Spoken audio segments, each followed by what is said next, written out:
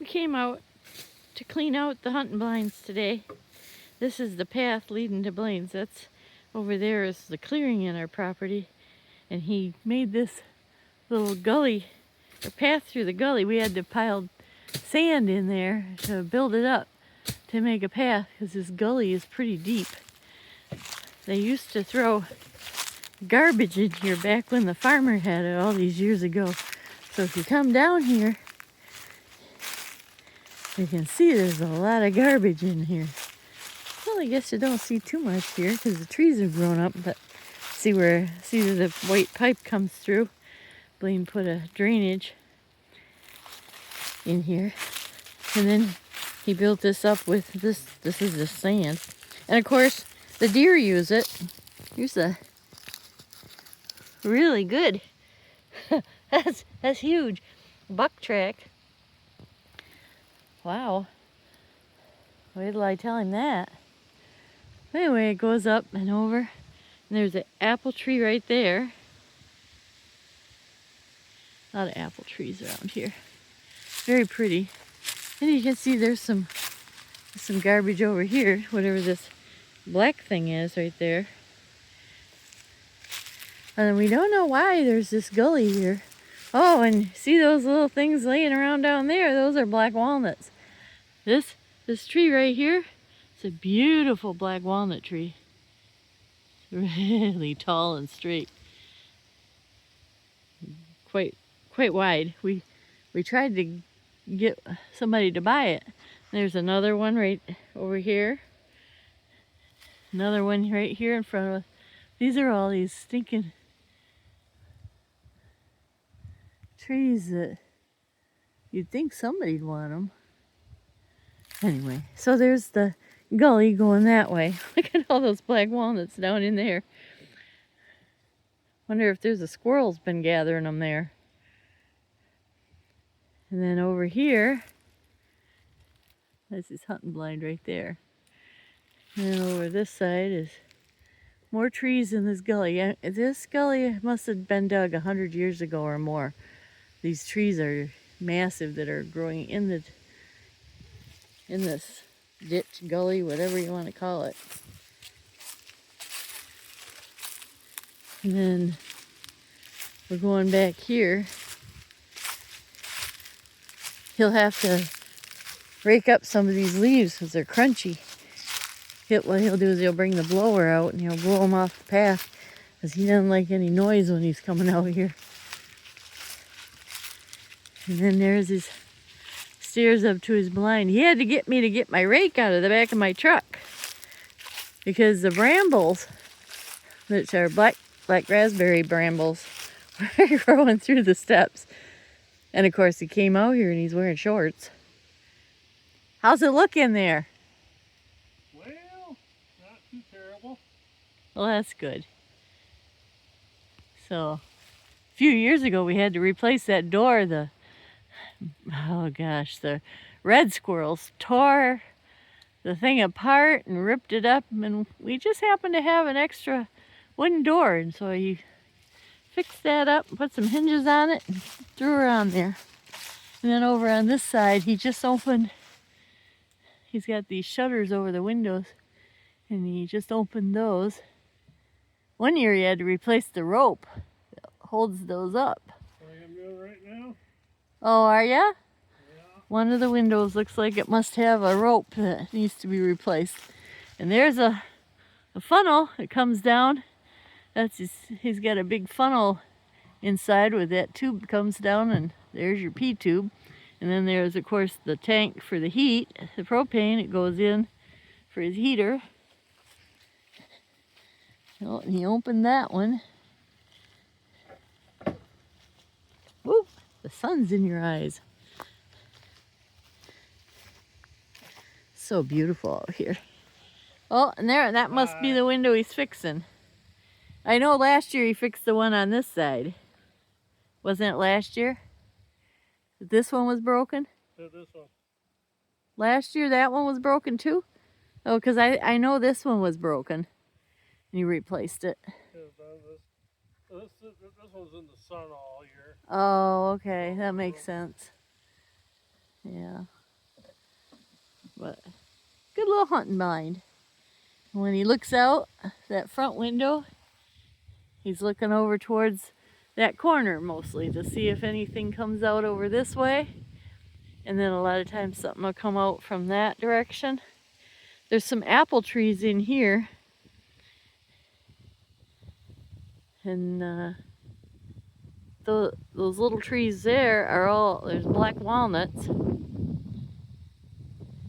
And a lot of cottonwood. And a lot of autumn olive, obviously. There we go, autumn olive. There's a little bit of color in the neighbor's woods too. See a little bit of yellow and a little bit of red up in there.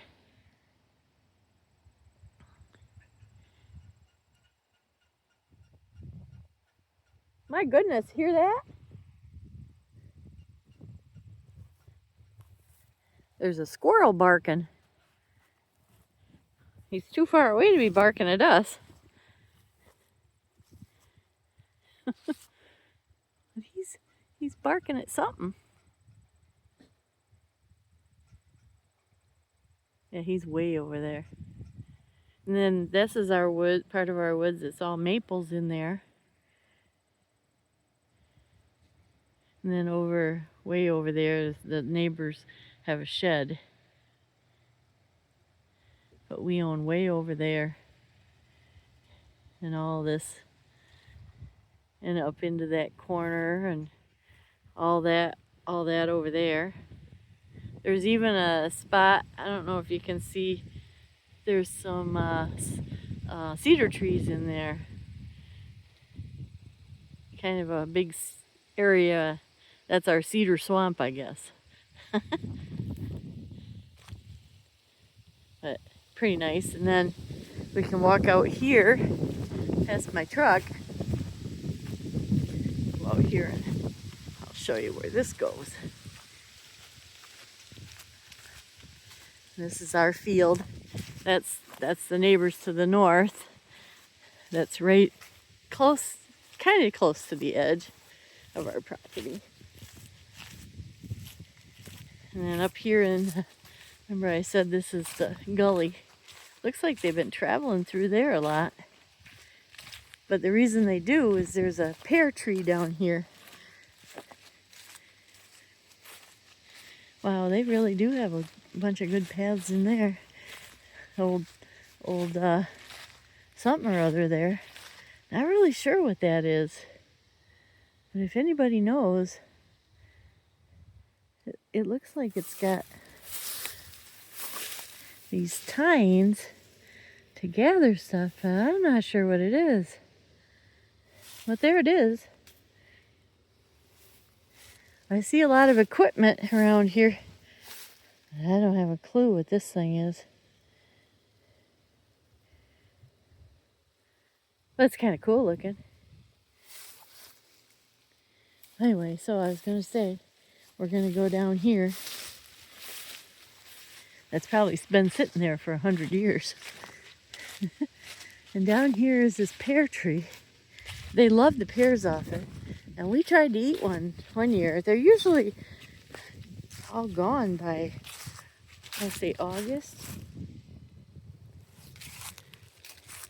End of August. They're really, really bitter.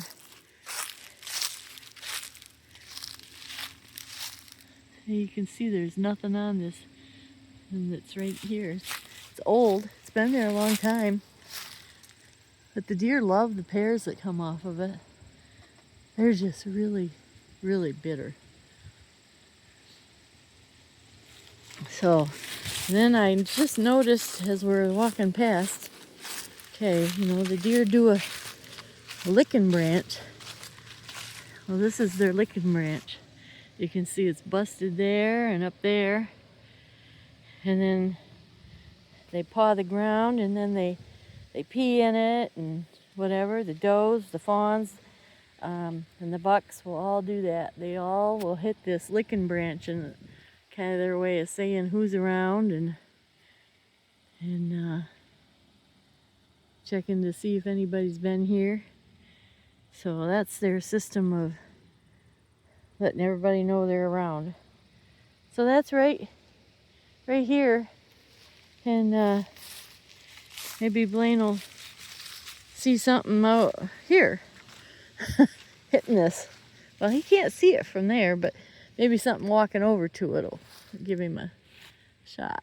And then over there, that blind over there, that's mine. We call that one the cabin. We got that from one of the superintendents a while ago from the Cassidy schools. And he had built that, and we traded him that for doing his lawn one year. And so that was a good deal. And it's big, nice big inside. It used to be insulated really well, but the mice have since chewed that all up. And that's made some cracks in the wood show up. And then the blind that Blaine hunts, that's just the cedar blind. And then we have a few tree stands around in the woods. We have one over in that woods, and then there's a couple over in that woods. That's my favorite woods. That one goes along the road, and then it V's out into towards the field. So it's narrower down on this east end, but on the west end it's real wide and scrubby. That's what we call the autumn olive that grows around the edge.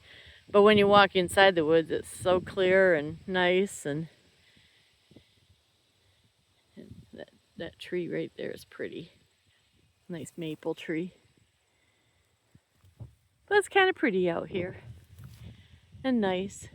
And then we have some new neighbors to the north. This used to be a guy named Craig from up by Ubley, and we really liked him. Nice young man, and he'd bring his kids out, and that was fun because they'd get so excited about the deer. And but then he sold it last summer, and Blaine met the new owners, and it's an older gentleman with, I think his son-in-law bought it. And so we're not sure, 2 or 3 might be coming up this year and hunting. They've got the blind over there that looks real white. It's just a teeny one. That one has tipped over in the past, so I hope they're careful. And the big one in the middle there. And then there's one over in this area, and there's a pond, a little hole in the ground that you have to have a pump hooked up to keep the water in it. And I guess Craig took it after he sold it to him, and so they haven't had any water in it all year. But anyway, that's real nice. In 2 weeks, 2 weeks from yesterday, we'll be out here November 15th in Michigan with our shotguns, looking for a big buck. So I wish everybody good luck, and good luck especially to my husband. He's looking for a 10 point. We've got enough 8 points, he says. So hope he sees something he likes.